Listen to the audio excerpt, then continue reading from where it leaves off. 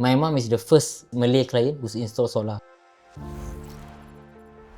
Why my mom want to install? Because I see the beauty of the solar. My mom previous bill is around 600. Then right now she's paid 80, 70. That's the beauty on it. Technology will grow. There always a new product that can benefit client and also our as a provider lah. Because right now we can see, okay, last time we grid system, then suddenly battery coming. After this, what?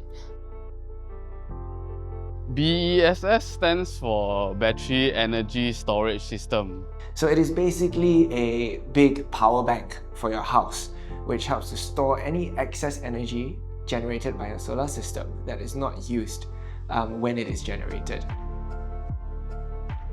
So the new tariff rates have already been announced.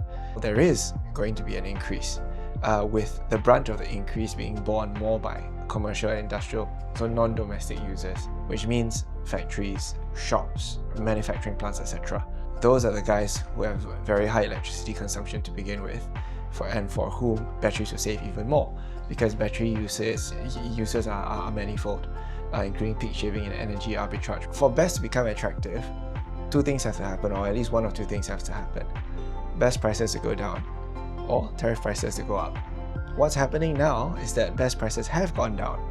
In the last year, best prices have dropped by 10 to 20%.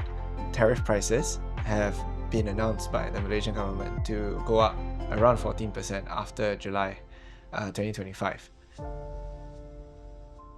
Have you heard about the new tariff? Even you install solar, you are dead. Dia hanya akan kira dekat berapa you guna saja. Then the rest still dia tak kira, then you akan rugi jugalah. I think there are two factors at play here. One is macroeconomic, battery prices going down, and fuel prices going up. Fuel prices going up causes electricity prices to go up, because most of the electricity generated is still from fossil fuels. But there is also a more localized reason, which is the fact that the grid is not going to have enough power to supply or to meet the demand of the populace, as well as the kind of investment that the government is attracting into Malaysia. I guess another local factor is the fact that subsidies on fuel are also going down. Subsidies going down means that fuel prices are going up.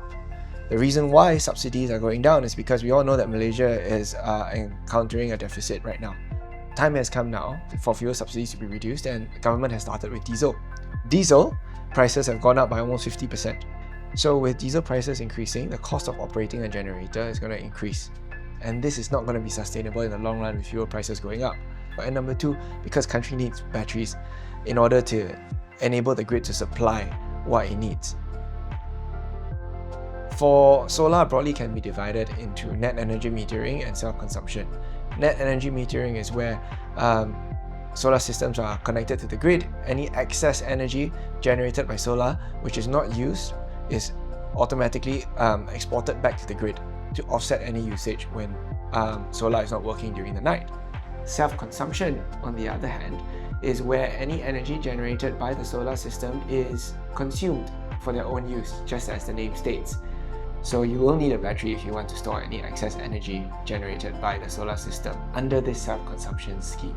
And especially for factories which are going to install solar after 30th of June 2025, they won't be able to sell back any excess solar energy to the grid. So what happens to all this excess energy? Is it going to be wasted? So one of the key benefits of installing batteries is peak shaving. So peak shaving is whereby the client cuts down their maximum demand so that they get charged less, whereby the battery contributes the top part of the usage by cutting down the graph to a lower level, so you get charged on a lower level. For medium voltage customers, they are charged with two components: maximum demand and kilowatt hour. So think of it as a car. Usually fuel consumption is charged by the distance traveled by the car, but for medium voltage customer, they get charged by the top speed as well. So to effectively reduce the top speed, there is where battery contributes the extra difference to lower down the top speed, so they don't get that much charges from the maximum demand. The other thing that is going to make batteries more compelling is the fact that, number one, we're using more and more electricity, and number two, the government is actively encouraging investment into Malaysia, which will consume a lot more electricity in the form of data centers. So data centers, as we all know, consume a lot of water, consume a lot of electricity. So with electricity demand rising, the question is, do we have enough electricity to supply? The laws have already changed, the regulations have already changed earlier this year to state that from 1st January 2026, all self-consumption solar systems above 1 megawatt will require an equivalently sized battery system.